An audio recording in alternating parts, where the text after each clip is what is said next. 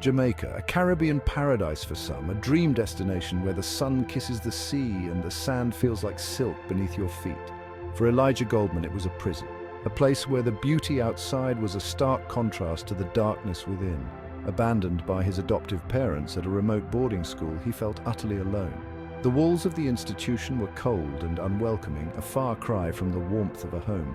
The school, nestled amidst lush greenery, hid a sinister secret. Abuse was rampant, lurking in the shadows of its corridors.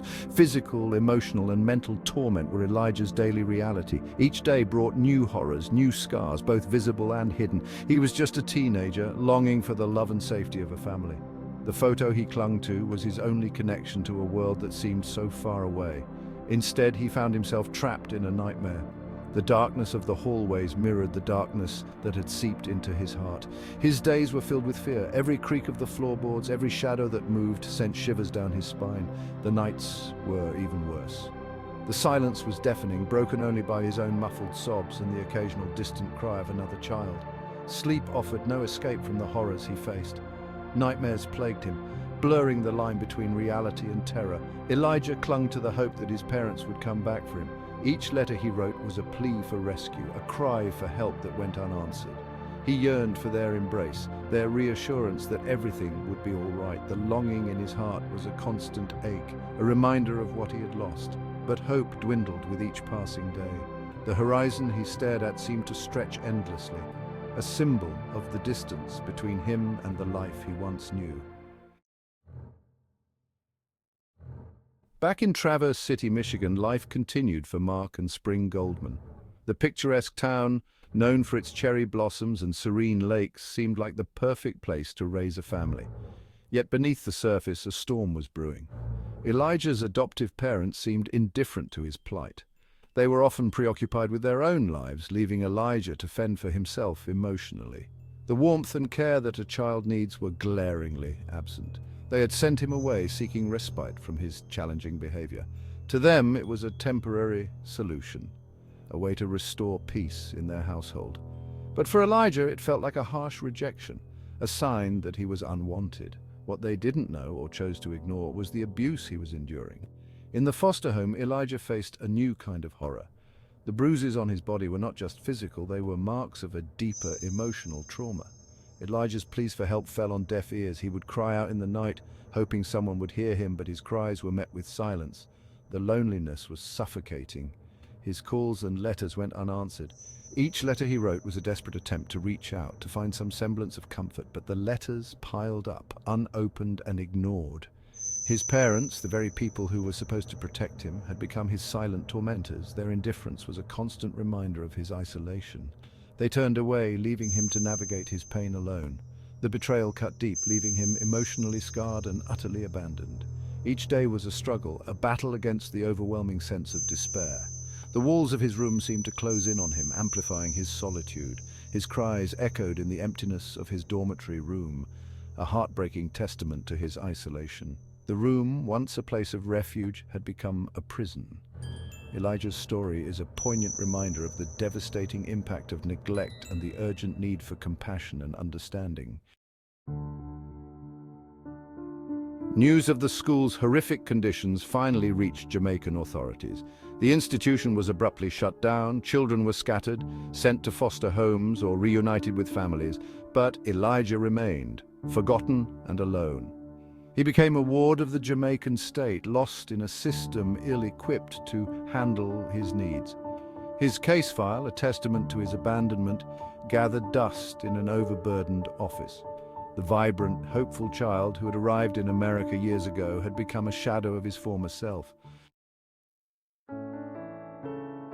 News of Elijah's plight traveled across the ocean, reaching the quiet shores of Traverse City. The community that had welcomed him as a young boy was horrified. They rallied around their forgotten son, determined to bring him home. His former track coach, a pillar of strength for Elijah in his younger years, spearheaded the movement. They organized fundraisers, contacted media outlets, and pressured local authorities to intervene. The community's outrage was palpable. They refused to let Elijah be forgotten. Section 5. Safe Harbor in Traverse City. A glimmer of hope emerged from the darkness. A retired schoolteacher named Terry, touched by Elijah's story, stepped forward. She opened her heart and her home, offering him a safe haven in Traverse City. With the support of the community and the tireless efforts of his legal team, Elijah finally returned to American soil. He landed in Traverse City, greeted by a wave of love and support. The community had become his family, offering him the solace and stability he desperately craved. Section 6. Unraveling a family's decision. The Goldmans' decision to abandon Elijah sent shockwaves through the community. How could parents do such a thing? The answer, as with most human stories, was complex. Reports suggested they felt overwhelmed by Elijah's behavioral issues, which stemmed from the trauma he had endured early in life. They had sought help, but the resources available were inadequate. Their story, while not excusing their actions, highlighted a critical gap in the support system for adoptive families. Section 7. A systems cracks exposed. Elijah's case laid bare the systemic failures that plague the adoption and child welfare systems. The lack of oversight and accountability allowed a child to be sent to an abusive institution. The Goldmans, ill-equipped to handle Elijah's needs, were failed by a system that should have provided them with more support. Their story, tragic in its own right, served as a wake-up call for reform. Section 8. Fighting for Elijah's future. Back in Traverse City, the legal battle for Elijah's future began. The Goldmans, now facing intense scrutiny, contested his placement with Terry.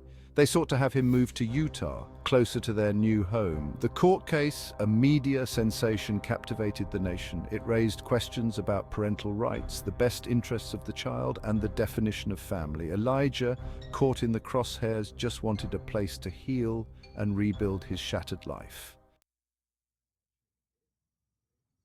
Section 9. A community's embrace. Throughout the legal proceedings, the Traverse City community remained a steadfast source of support for Elijah. They packed the courtroom, their presence a powerful reminder that he was not alone. They organized rallies, fundraisers, and awareness campaigns determined to ensure that his voice was heard. Their unwavering love and acceptance provided Elijah with a sense of belonging, a sense of hope that he had not dared to dream possible.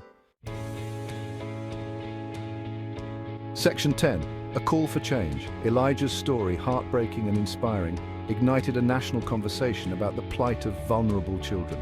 His experience exposed the flaws in the adoption and child welfare systems, prompting calls for reform. Advocates, policymakers, and ordinary citizens demanded better oversight, increased funding, and a renewed commitment to prioritizing the well-being of children. Elijah's story became a catalyst for change, a reminder that every child deserves to be safe, loved, and protected. Section 11. What lies ahead for Elijah. As the legal battle for his future continues, Elijah faces an uncertain future. The courtroom battles are intense, filled with legal jargon and complex arguments that determine the course of his life. Each day brings new challenges and uncertainties, making it hard for Elijah to see a clear path forward. But one thing is certain, he's no longer alone. Surrounded by friends who have become like family, Elijah finds solace in their unwavering support. These bonds have given him the strength to face each day with renewed hope and courage.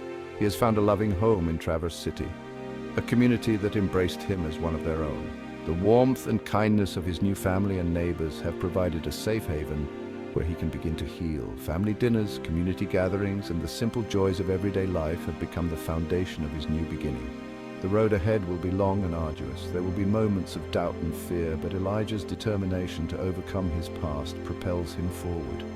Each step he takes is a testament to his resilience and his desire to build a brighter future. The scars of his past run deep. They are a constant reminder of the pain and trauma he has endured. Yet these scars also tell a story of survival and strength. As Elijah looks into the mirror, he sees not just the wounds, but the warrior who has fought to rise above them. But with the love and support of his community, Elijah has a fighting chance to heal, to thrive, and to reclaim his life. The collective strength of those around him acts as a shield against the darkness of his past. Together they form a circle of hope and healing, offering Elijah the chance to rebuild his life. His story, a testament to the resilience of the human spirit, offers a glimmer of hope in the face of unimaginable adversity. As the sun sets on his past and rises on his future, Elijah's journey becomes a beacon of inspiration. The image of him running through a field, free and unburdened, symbolizes the limitless possibilities that lie ahead. His release of a bird into the sky represents his own release from the chains of his past, soaring towards a future filled with hope and promise.